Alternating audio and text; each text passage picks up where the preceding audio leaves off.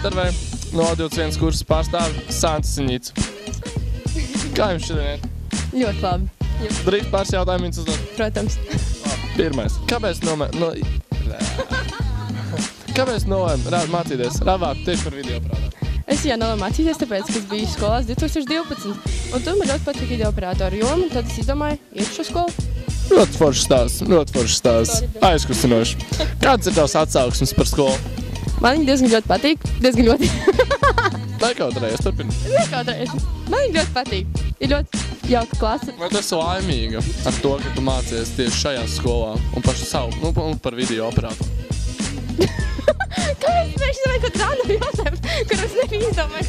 Vai tu domā šo profesiju saistīt ar savu nākotnes dzīvi? Es domāju, ka jā. Jā, es cenšos to darīt, bet ja nesanāks nekas, tas būs mans hobijs tālāk. Jā. Vai tu vari savu kursu raksturot 3 vārdos? 3? 3 vārdos. Smieklīgi, jautri un izpalīdzīgi. Pašāka intervēm Pepito. Tātad, Pepito, kāpēc tu nolēmi mācīties? Tas ir grūts jautājums.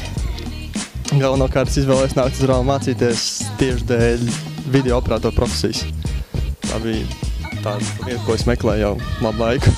Forši. Un kāds ir tavs atsauksmes par skolu? Nebūtu tās labākās profesijas ziņā un par profesijas priekšmetiem, bet man patīk nākt uz skolu tieši dēļ klases biedriem. Un vai tu esi laimīgs un nenožēlo savu izvēli? Nē, nepavisam.